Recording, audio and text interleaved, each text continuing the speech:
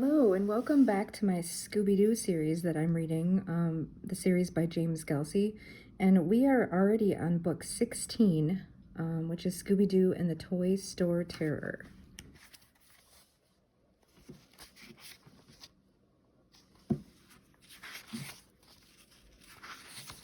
So here we go, chapter 1. "Let's go, fellas," Velma called into the back of the van. "Time to wake up." Scooby slowly raised his head. "Ruh?" he said sleepily. "Like, what time is it?" Shaggy asked. "It's almost 9 o'clock in the morning," Daphne replied. 9 o'clock in the morning, Shaggy said. "That's like the middle of the night to me and Scooby-Doo."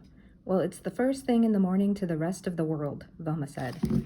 "So rise and shine so we can make it to Fowler's Funhouse before it gets too crowded." "There's probably going to be a big crowd, so I'm going to park here," Fred said. He steered the mystery machine into a parking space on the street. Then he, Daphne, and Velma got out of the van and started walking down the street. Shaggy and Scooby slowly followed.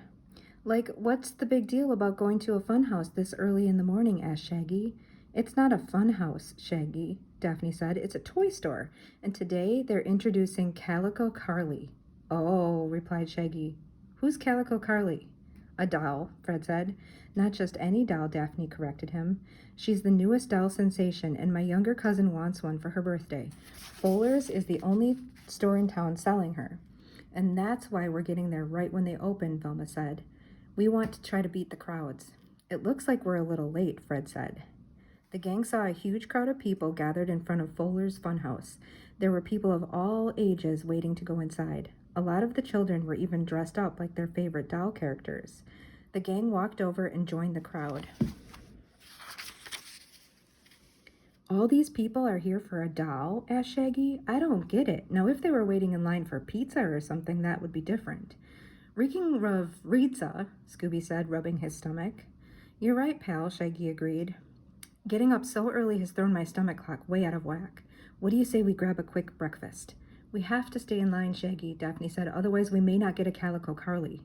"How much longer do we have to wait?" asked Shaggy. "Until the Fowler's red striped awning opens up," Fred said. "That's the signal the store's about to open." Somebody's wristwatch alarm started beeping. "It's 9 o'clock, someone shouted. Slowly, the red and white striped awning started to unroll. It stretched across the front of the entire store. Just as the awning locked into place with a click, a long yellow banner unfurled from beneath it. The crowd gasped. The front door opened and a man and woman ran out to look at the banner. "Beware of Calico Carly," the man read. Next to the words was a drawing of a doll with a mean face. "Zoinks," Shaggy gasped. "That's the scariest looking doll I've ever seen." "If I didn't know better, I'd say someone's trying to scare everyone away," Velma said. "Why would someone want to do that?" Daphne asked. "I don't know," Shaggy moaned, "and I don't want to find out." Chapter 2.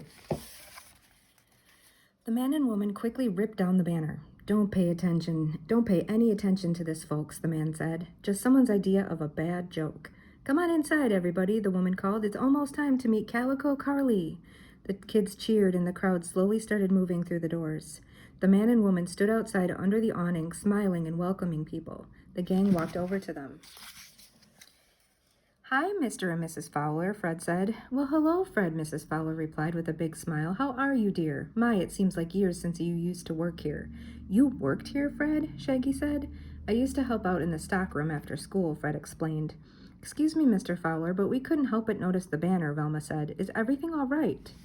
"I certainly hope so," Mr. Fowler answered. "Our store hasn't been doing well ever since the Pennyworth Toys megastore opened at the mall.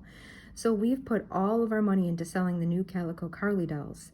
Mr. Fowler's even dressing up in a Calico Carly costume," Mrs. Fowler explained. "If something like this happens again, we may not be able to sell the dolls. We'd go out of business for sure." "Judging by the crowd, I'd say you should be fine," Velma offered. "Judging by the crowd, I'd say these people would prefer to have Woofers the dog," a man said, walking over to them. "Like who's Woofers the dog?" Shaggy asked. "This is Woofers," the man replied, taking a furry brown toy dog out of a crumpled paper bag. "Say hello, Woofers." The man pushed a small button on the back of the dog's head. The dog made a slight yipping sound. The man raised the dog to his face, and the dog licked his wire-rimmed glasses. Then the man held Woofers up to Daphne's cheek. The dog stuck out his tongue and gave Daphne a small lick on her cheek. Scooby-Doo watched Woofers closely. He started growling. "What's the matter, Scoob?" Shaggy asked with a laugh. "Jealous?" "Don't worry, Scooby," Daphne said. "It's only a toy." "See?" the man said. He turned Woofers upside down and opened a small seam in the dog's stomach. He reached in and took out a battery. "That's a pretty lifelike toy," Velma said. "Thank you," the man replied, pocketing the battery. "If only you could convince the Fowlers of that." "What do you mean?" asked Fred. "This is Claude Fry," Mr. Fowler said. "He's a toy maker, and he's upset that we won't sell Woofers here in the store." "Times are changing, Claude," Mrs. Fowler said. "Children don't want toy dogs anymore." "That's because people like you decide to dress up in things like Calico Carly costumes and give out free toys just to sell a doll," Claude complained. "Besides, I don't see why anyone would want a Calico Carly doll when they could have a Woofers the dog. He's cuter, smarter, and just plain better. Come on, Woofers, we know when we're not wanted."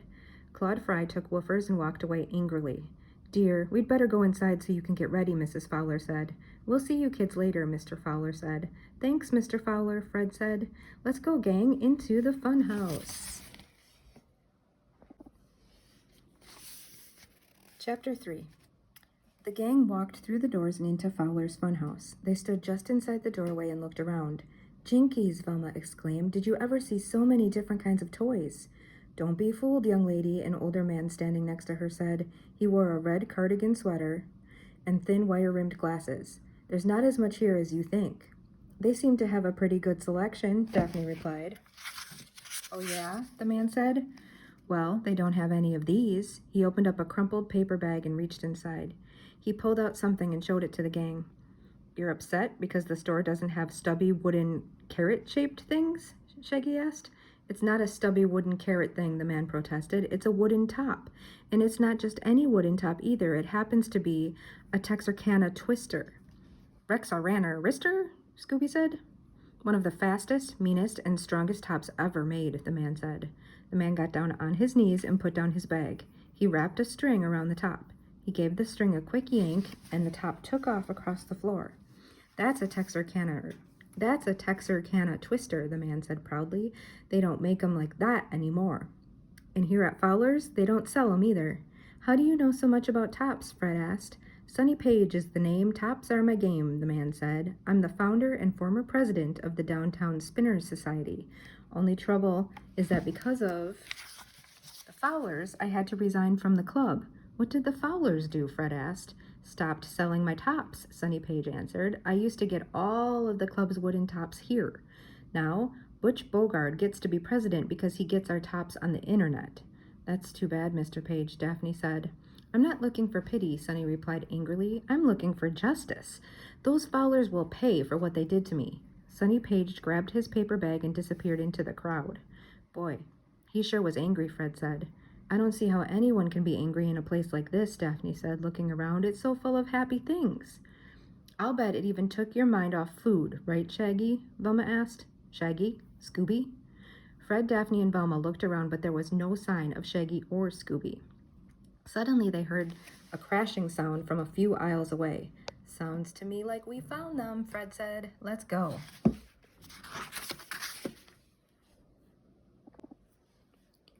Chapter 4. Fred, Daphne, and Velma ran over and saw that someone had driven a remote-controlled toy car through the side of a cardboard playhouse. "Shaggy, Scooby," Daphne called. "Are you all right?" "Like, we're fine, Daff," Shaggy said from behind her, "but thanks for asking." "Shaggy!" Daphne exclaimed, turning around. "What are you doing here?" "Scooby and I went for some food inside the play kitchens," Shaggy answered. "When we got back here, we saw you guys running over here." "If you and Scooby are out here, then who's inside the playhouse?" asked Velma. A man slowly stepped out from behind the playhouse. He was holding a remote control box in his right hand. He straightened his eyeglasses and dusted off his jacket. "Are you all right, sir?" Daphne asked. Yes, fine," the man answered. "Completely my fault. I was playing with this radio-controlled car and must have accidentally hit forward instead of reverse." Just then Mrs. Fowler came running over. "Is everything all right?" she said. She saw the man holding the remote control unit. "Oh, it's you. Can't you take no for an answer?" Terribly sorry, Mrs. Fowler, the man said. He took a business card from his wallet and handed it to her. Please send a bill to my office. We'll reimburse you for the car and the playhouse, though I must say I'm surprised you're carrying such low-quality merchandise. You'd never find a cardboard playhouse in one of my stores. One of your stores? Asked Daphne. Yes, I happen to own a small chain of toy stores, the man said. Addison Wentworth, chairman and CEO of Pennyworth Toys. He's been itching to buy us out for months, Mrs. Fowler explained, but Mr. Fowler and I refuse to sell. And from what I understand, if your Calico Carly gamble doesn't pay off, you'll have no choice but to sell, Addison Wentworth said with a smile. Believe me, Mrs. Fowler, I'm a very patient man. Then why don't you go wait someplace else, said Mrs. Fowler. You're not welcome in our store. If you insist, Mrs. Fowler, replied Addison Wentworth with a small bow. He turned to leave, but then he stopped. He opened the remote control box and took out a battery. The battery you left in here was dead, Mrs. Fowler, Addison Wentworth explained. Since I like to try out new toys, I always travel with my own batteries just in case. Good day, Mrs. Fowler. He slowly walked away, tossing the battery into the air. We'll help you straighten up, Mrs. Fowler, Fred said. He and Shaggy lifted up the playhouse as Daphne and Velma moved the car out of the way. Thanks, kids, Mrs. Fowler said. You were a big help. Is there anything I can do for you? Well, Scooby and I were wondering if, you had anything other than play food, Shaggy asked. Shaggy, this is a toy store, not a grocery store, Velma said. That's all right, said Mrs. Fowler. It just so happens that we'll be giving out chocolate milk and cookies in a little bit. Think you can wait? Roo-rat, barked Scooby. Good. I'll see you at the train station in 5 minutes, said Mrs. Fowler, smiling as she turned and walked away. Why is she going to the train station? Shaggy asked. That's clear across town. There's an old-fashioned train station set up in the back of the store by the model trains, Fred explained. I guess that's where they're going to introduce Calico Carly. Well, if they're serving milk and cookies, it sounds like the Fowlers are on the right track, Shaggy replied. Everyone laughed as they walked toward the back of the store.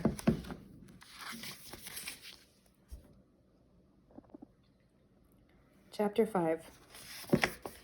Some of the shoppers were already gathering at the train station. A train whistle blew, and Mrs. Fowler came out of the station. She was wearing an engineer's hat. Gather round, everybody, she called. The Calico Carly Express has just pulled into Fowler Station. Are you ready to meet Calico Carly? Everyone in the crowd cheered. I can't hear you, Mrs. Fowler yelled back. Are you ready to meet Calico Carly? This time everyone shouted at the top of their lungs. The train station door flew open and out stepped a life-size Calico Carly doll.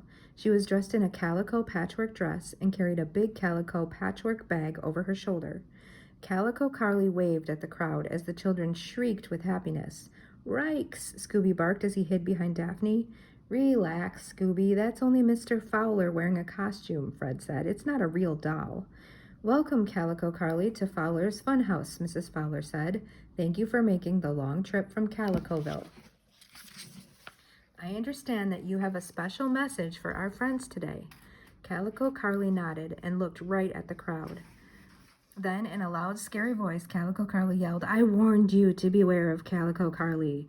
Now you will pay the price and bear the curse of Calico Carly. She reached into her big bag and came out with her hands full of tiny toys. She threw them out into the crowd. People immediately started screaming. Hey, Calico Carly's throwing toy scorpions and spiders at us, someone yelled. Leave this place at once, yelled Calico Carly, or the curse of Calico Carly will follow you forever. She threw some more rubber bugs into the crowd as people screamed and ran away. Mrs. Fowler looked at Calico Carly. Have you lost your mind? She demanded. No, only my head, Calico Carly exclaimed. The doll took off her head and tossed it to Mrs. Fowler. Mrs. Fowler shrieked and then fainted. The rest of Calico Carly laughed as it ran back through the station doors. The gang ran over to Mrs. Fowler. Mrs. Fowler, are you all right? Daphne asked. Fred took the Calico Carly head as Daphne helped Mrs. Fowler to the train station bench. I can't believe Mr. Fowler would do something like that, Velma remarked. No one's going to want a Calico Carly doll now, Mrs. Fowler said sadly. It looks like we're going to have to close the store after all. Excuse me, Mrs. Fowler, but when did Mr. Fowler start wearing glasses? Asked Fred. He doesn't wear glasses, Mrs. Fowler answered. Why do you ask? Because I don't think Mr. Fowler was wearing the Calico Carly costume, Fred replied. Look. He reached into the Calico Carly head and took out a pair of wire-rimmed glasses. It looks like whoever was wearing the costume left in such a hurry they forgot their glasses, Velma said. But if Mr. Fowler wasn't in the costume, where is he? Daphne wondered. Gang, it looks like we've got a double mystery on our hands, Fred declared. Don't worry, Mrs. Fowler. We'll look for Mr. Fowler and find out who's behind the toy store terror.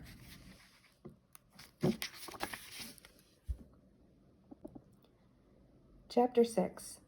I have a hunch that whoever was in the Calico Carly costume isn't going too far without her glasses, Velma stated. Velma's right, Fred agreed. So if we're going to solve this mystery, we better get started before Calico Carly comes back for them. That means it's time to split up.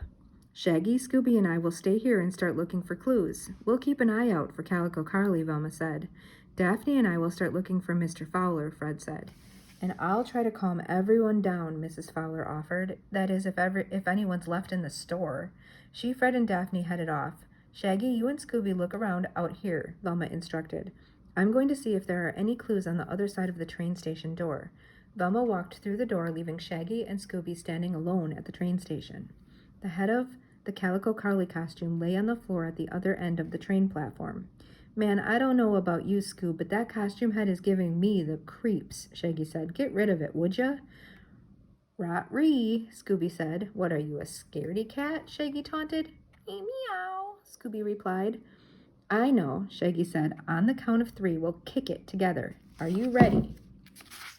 Scoob. 1, 2, 3. Just as Shaggy and Scooby ran over to kick the Calico Carly costume head, they heard a roar come from behind the doll display across the aisle. They looked up and saw Calico Carly's body jump up and start walking toward them. Don't kick my head, yelled a voice from inside the costume. Zoinks, Shaggy screamed. It's like the headless horseman without the horse. Shaggy and Scooby were frozen with fear. They watched as Calico Carly grabbed her head, put it back on her shoulders, and then ran back behind the dolls. I don't know about you, Scooby-Doo, Shaggy said, but I've got only one thing to say. Help! What's going on? Velma asked as she ran back through the train station door. You two look like you've seen a ghost. A doll is more like it, Shaggy responded. I'm not surprised, Velma said. You're not? Asked Shaggy. Of course not, Shaggy, Velma said. We're in a toy store, remember? Now look at what I found behind the doors. She showed Shaggy and Scooby a crumpled paper bag. I found it on the floor, next to a pile of little Calico Carly toys, Velma said. I'll bet that the person in the Calico Carly costume used this bag to hold all those toy spiders and other bugs. Then she dumped them into the Calico Carly bag just before going through the doors. Let's go find Fred and Daphne. Velma walked off the train platform and headed behind the Calico Carly doll display.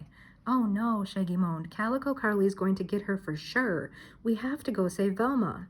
Shaggy and Scooby ran over to the display of Calico Carly dolls. Velma was nowhere to be seen. Neither was Calico Carly. Velma, whispered Shaggy. Velma, are you okay? Scooby sniffed around a little and then shrugged. I guess she got away, Shaggy said. He took a close look at one of the dolls. You know, Scoob, they're not so scary when you see them up close, Shaggy observed. They're actually kind of cute. Gotcha, Calico Carly yelled as she jumped out from behind the display. Zoinks, exclaimed Shaggy. Rikes, barked Scooby. Let's get out of here, called Shaggy as he and Scooby ran away with Calico Carly close behind them.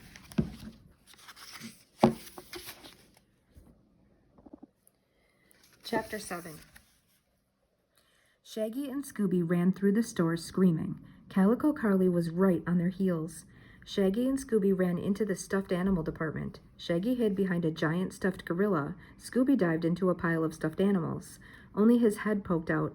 Calico Carly ran right past them. Whew, sighed Shaggy, like that was close. Come on, Scoob, let's go before creepy Carly comes back. When Shaggy and Scooby stood up, they heard the sound of footsteps getting closer. Uh-oh, Shaggy groaned. She's back. Let's hide quick. Shaggy pointed to a giant toy chest at the end of one of the aisles. He opened the lid and Mr. Fowler abruptly sat up. His hands were tied behind his back and a handkerchief covered his mouth.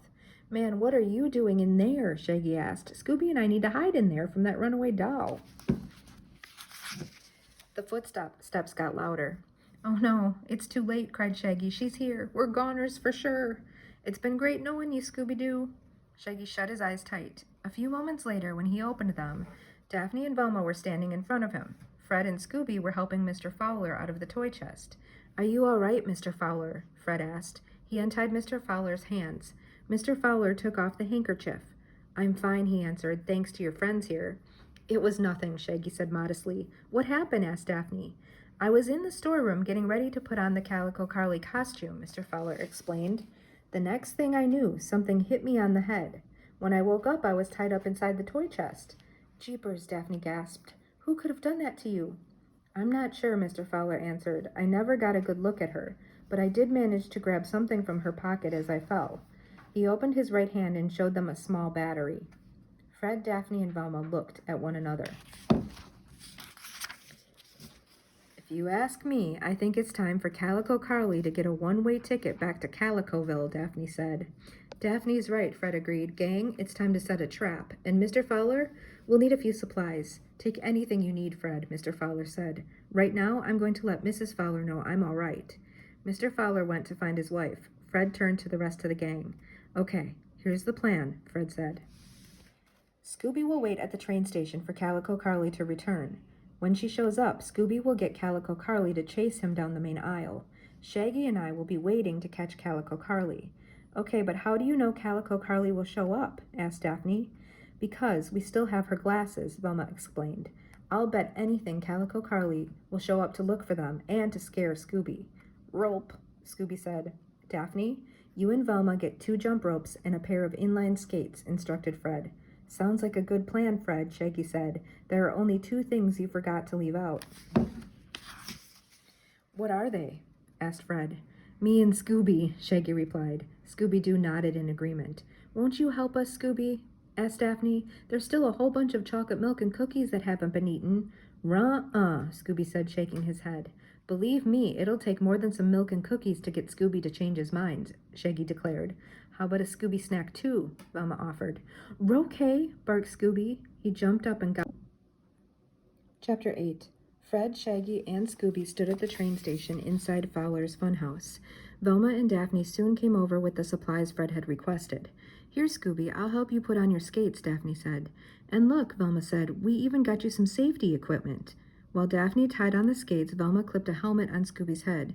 Then she strapped on some elbow and knee pads. Like it's skating Scooby. Ready for action, Shaggy joked. He helped Scooby stand up. Scooby lost his balance and his feet went flying out from under him. He landed on his tail with a thud. Rouch, barked Scooby. Maybe you should have gotten a tail pad too, Velma, Shaggy joked. Here are the jump ropes, Fred, Daphne said, handing them to him. Thanks, Fred said. Shaggy, you and I will take these and wait for Calico Carly at the end of that aisle. Places, everyone.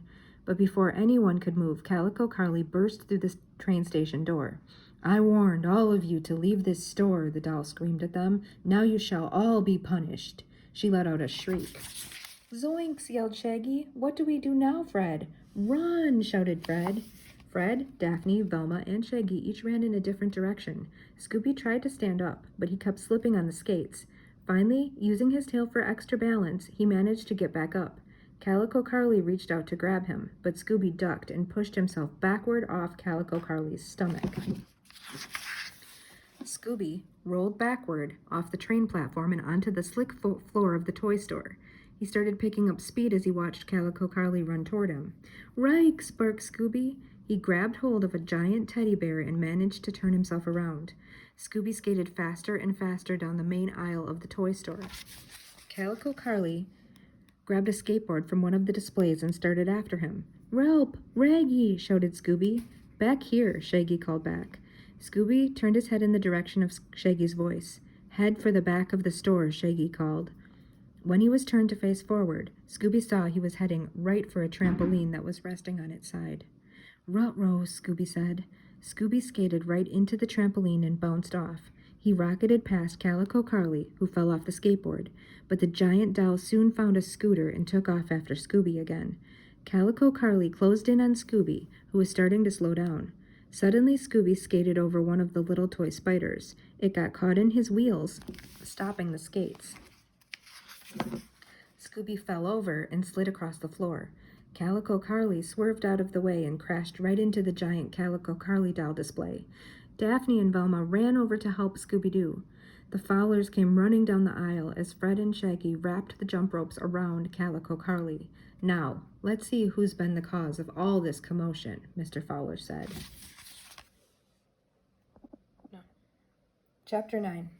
Mr. Fowler reached over and pulled off Calico Carly's head. "Claude Fry?" Mr. Fowler exclaimed. "You?" "Just as we suspected," Velma said. "My goodness, how did you know?" Mrs. Fowler asked. "Well, to be honest, we weren't sure at first," Daphne admitted. "After all, there were 3 people who all had reasons for wanting the store to fail, and the first clue we found confirmed that any of them could have been in the costume," Velma continued. "Claude Fry, Sonny Page, and Addison Wentworth all were the kind of eyeglasses we found. It wasn't until we put the other clues together that we were able to figure out the real culprit," said Fred. "When we found the crumpled paper bag in the back of the train station, it reminded us of the one Claude Fry kept woofers in," said Velma. "But it also looked like the one Sonny Page carried his tops in," added Daphne. "It wasn't until Mr. Fowler showed us the battery that we realized it was Mr. Fry. But didn't Addison Wentworth take a battery out of the remote control box before he left?" asked Mrs. Fowler.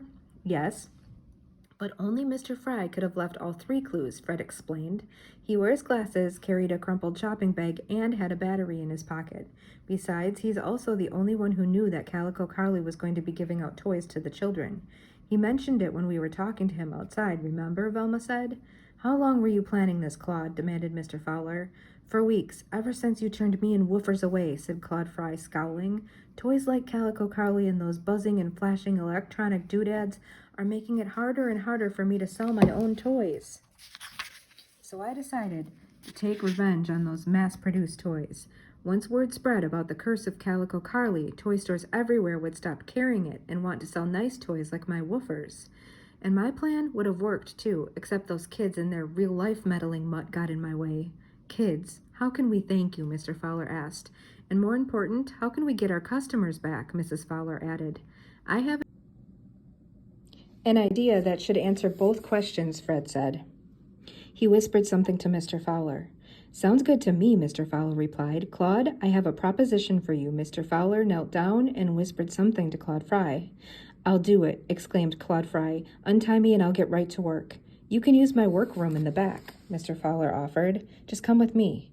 "I'll join you," Fred said. He followed Claude Fry to the back of the store. Mrs. Fowler brought over some chocolate milk and cookies for everyone. A little while later, Claude Fry returned with Fred. This time, Claude carried a cardboard box. "Ladies and gentlemen, introducing the newest addition to Fowler's Funhouse," Claude Fry said as he reached into the box and took out a toy dog with Scooby's face. "Scooby-Doo, the mystery-solving dog." "Hey, like that's you, Scooby-Doo," Shaggy exclaimed. "Actually, it's Scooby's face on Woofer's body," Claude explained, "but we can fix that later." "What do you think, Mr. Fowler?" asked Fred. "I'm not the one you should be asking," answered Mr. Fowler. "How about you, Scooby?" Scooby looked at the dog carefully. He leaned over and sniffed the toy's nose. Claude pushed a button on the back of the dog's head. The dog licked Scooby and then barked. "Scooby Dooby Doo," it said. Scooby smiled. Everyone laughed as Scooby gave the toy dog a great big lick in return. So that's the end. This one was number 16 in the Scooby-Doo series by James Gelsey, Scooby-Doo and the Toy Store Terror. Thanks for reading with me.